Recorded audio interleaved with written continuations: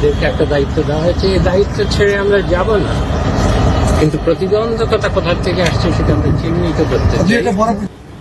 দলীয় মতামত হতো তাহলে, কারণ এই সরকার তো সকল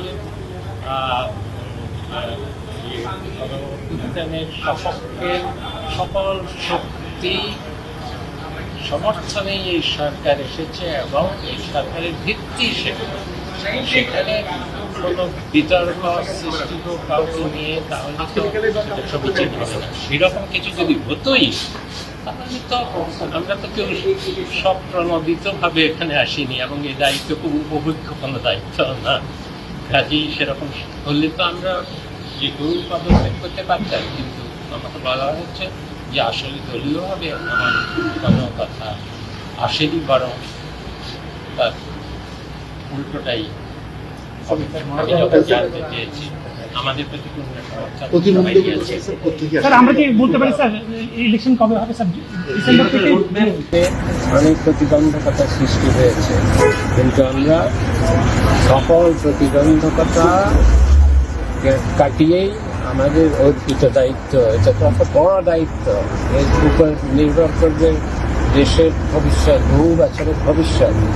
এই দায়িত্ব ছেড়ে তো আমরা যেতে পারবো না, এবং এই দায়িত্ব পালনে যেসব প্রতিবন্ধকতাগুলো আসছে সেই প্রতিবন্ধকতাগুলো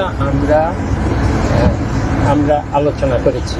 LME সার্টিফাইড বিশ্ব সেরা কপারে তৈরি ওয়ালটন কেবলস, যা আপনার স্থাপনাকে রাখবে সব সময় নিরাপদ।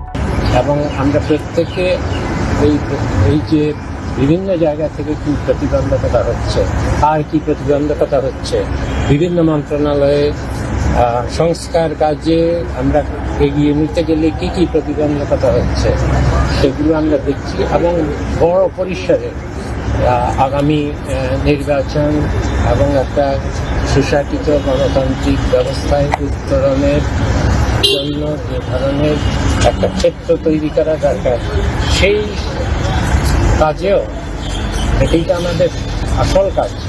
সেই কাজেও কি কি প্রতিবন্ধকতা থেকে আসছে সেগুলো আমরা চিহ্নিত করার চেষ্টা করেছি, এবং আমরা আহ্বান জানাবো গণঅভ্যুত্থানের পক্ষে সকল শক্তিকে, রাষ্ট্রীয় সকল সংস্থাকে আমাদের এই লক্ষ্য অর্জনে সহায়তা করার জন্য।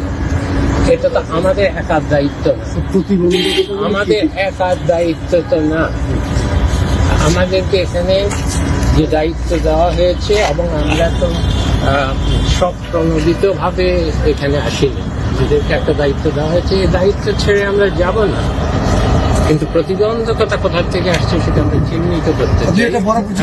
আমরা সকল রাজনৈতিক দল, সকল রাজনৈতিক দেশের প্রশাসন, বিভিন্ন সংস্থা, বিচার বিভাগ, সবাই কাছে আমরা তাদের সহায়তা চাই আমাদের এই কাজ এগিয়ে নেওয়ার জন্য।